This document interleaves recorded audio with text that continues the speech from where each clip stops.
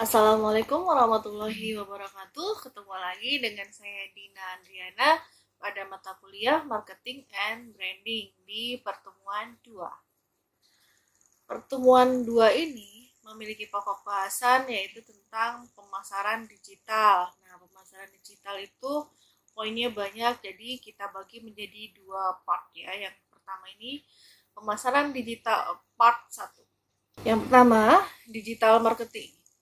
Digital marketing adalah kegiatan marketing termasuk branding yang menggunakan berbagai media berbasis web seperti blog, website, email, AdWords, ataupun jejaring sosial atau yang dikenal dengan sosial media. Digital marketing bukan konsep baru, tapi melainkan sebuah alat atau metode yang digunakan untuk memberikan atau mendapatkan berbagai informasi sehingga pengetahuan dan teknologi terus terevolusi termasuk media sosial. Manfaat penggunaan strategi digital marketing adalah memberikan peluang bisnis pada berbagai ukuran akses ke pasar massal dengan harga terjangkau. Nah, digital marketing tidak seperti melakukan pemasaran di televisi atau di media cetak. Digital marketing memungkinkan pemasaran yang benar-benar dipersonalisasi kepada masing-masing personal atau pengguna dari sosial media atau pengguna internet. Berikut manfaat utama digital marketing. Yang pertama, adanya jangkauan global. Sebuah situs web memungkinkan kita untuk menemukan pasar baru dan perdagangan secara global hanya dengan melalui investasi yang kecil atau minim. Biaya untuk digital marketing dalam menjangkau pasar akan lebih besar pada awalnya. Seiring dengan perbaikan kualitas pada website, maka biaya untuk menjangkau konsumen akan semakin efisien. Jadi kalau dulu kita melakukan pemasaran melalui website, e-commerce, nah itu masih mahal karena harus mempunyai biaya website, biaya memanage website. Nah, sekarang itu sudah berubah menjadi lebih efisien karena bisa melakukan pemasaran melalui sosial media. Yang kedua, manfaat dari digital marketing menurunkan biaya. Kampanye pemasaran digital yang telah direncanakan melalui strategi digital marketing yang benar dan target yang efektif sehingga dapat menjangkau pelanggan yang tepat dengan biaya yang jauh lebih rendah. Dengan teknik yang tepat, digital marketing akan memberikan kekuatan pada website dan akun sosial media dari penyedia produk. Sehingga biaya untuk melakukan promosi menjadi lebih minim. Manfaat utama ketiga dari digital marketing adalah hasil yang dapat dilacak dan terukur.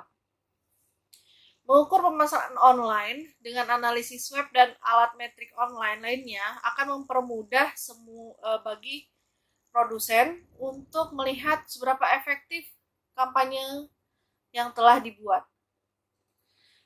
Penyedia produk atau produsen bisa mendapatkan informasi secara rinci tentang bagaimana pelanggan atau konsumen menggunakan website dan menanggapi iklan yang dibuat. Analisis web dapat disiapkan untuk menunjukkan dengan tepat berapa banyak uang yang akan produsen dapatkan dari setiap teknik digital marketing yang digunakan. Yang berikutnya ada personalisasi.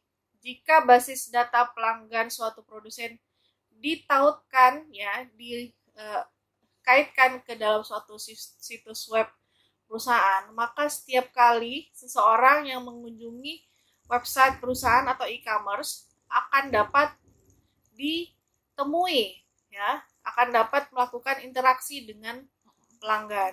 Nah, di situ website bisa menyediakan feature chat dengan customer service. Jadi sehingga setiap pengunjung yang datang ke e-commerce, ke website bisa melakukan interaksi. Lalu manfaat berikutnya adalah keterbukaan. Dengan terlibatnya media sosial dan mengelolanya dengan baik, maka produsen dapat membangun loyalitas pelanggan dan menciptakan reputasi yang baik karena akan mudah terlibat dan dicari oleh konsumennya. Berikutnya ada efek viral. Pemasaran digital memungkinkan produsen membuat kampanye yang menarik menggunakan beragam jenis konten multimedia melalui internet atau melalui sosial media. Kampanye yang bisa mendatangkan efek viral ini biasanya akan mendapatkan feedback dari pemasangan iklan secara efisien. Yang berikutnya ada konversi yang dapat ditingkatkan.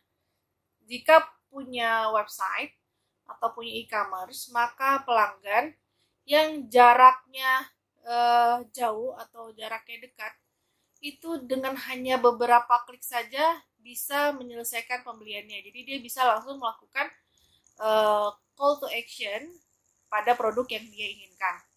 Tidak seperti dengan media lain, seperti media televisi tidak bisa langsung melakukan call to action kecuali dia memiliki suatu program sponsorship, misalnya seperti TV online pasar online di televisi, pasar televisi, jadi televisi yang menjual barang secara langsung.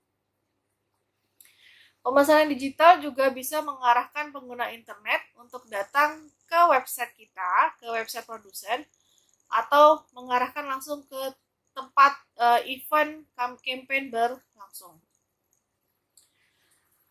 Baik, berikutnya ada push and pull digital marketing. Jadi di sini kita melihat digital marketing berdasarkan cara penyampaiannya. Terdapat ada dua jenis digital marketing, yaitu pull digital marketing dan push digital marketing. Satu-satu ya. Yang pertama, push digital marketing. Jenis digital marketing yang mengacu pada berbagai upaya mempromosikan produk tanpa persetujuan awal dari konsumen. Kategori push digital marketing diantaranya adalah membuat blog, membuat website, beriklan di berbagai website, melakukan pengiriman email promosi ke berbagai konsumen, atau juga dengan SMS blast yang berisikan tentang promosi-promosi. Kelebihan dari push digital marketing adalah menyediakan data yang lengkap, mampu mentarget calon konsumen yang sesuai, bisa berlangsung secara konsisten, dan juga bisa mengirimkan konten promosi tepat waktu. Jadi di sini untuk push digital marketing, si produsen sudah punya data yang sangat lengkap mengenai target audiensnya, siapa audiensnya, umur berapa, terus punya kontaknya. Nah, jadi sehingga pemasar bisa mengirimkan konten promosi, bisa melalui email blast atau dari SMS blast pada waktu yang kita pemasar inginkan. Misalnya, kapan sih orang terasa senggang dan tidak banyak pekerjaan? Oh, mungkin di sekitar jam 1, jam 12 ke jam 1, dan jam-jamnya orang beristirahat bekerja.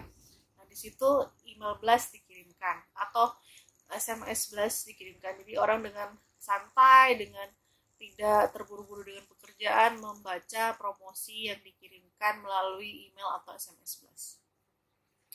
Kekurangannya untuk push digital marketing, biaya yang cukup tinggi, target konsumen yang tidak terlalu besar, serta ada kemungkinan untuk sulit menemukan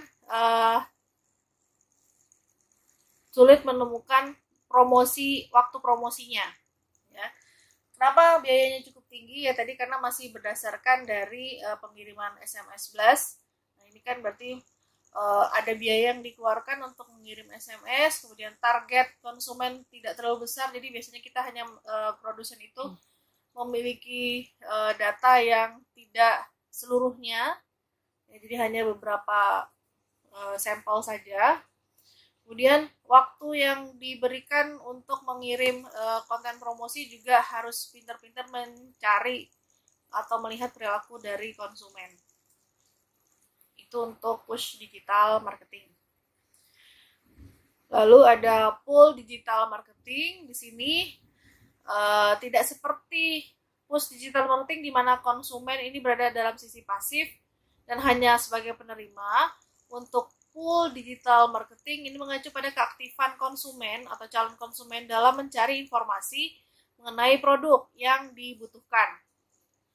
Pull digital marketing menggunakan alat yang namanya SEO, Search Engine Optimization, yang bertujuan untuk memaksimalkan penggunaan mesin pencari. Ya, merupakan hal yang paling erat kaitannya dengan pull digital marketing. Dengan menggunakan SEO, memungkinkan website atau blog dari sebuah produk yang landing page nih, pada halaman pertama dari mesin pencarian itu muncul. Nanti saya kasih contohnya ya untuk SEO itu seperti apa. Nah, yang akan memperbesar kemungkinan untuk dikunjungi oleh konsumen atau calon konsumen. Penggunaan teknik SEO oleh marketer atau oleh pemasar akan bisa menjawab kebutuhan konsumen dalam mencari apa yang dibutuhkan. Ya, tidak secara langsung bisa langsung ke dalam pembelian, tapi konsumen di sini lebih aktif untuk mencari informasi tentang produk. Ya, jadi misalnya contoh, saya lagi butuh misalnya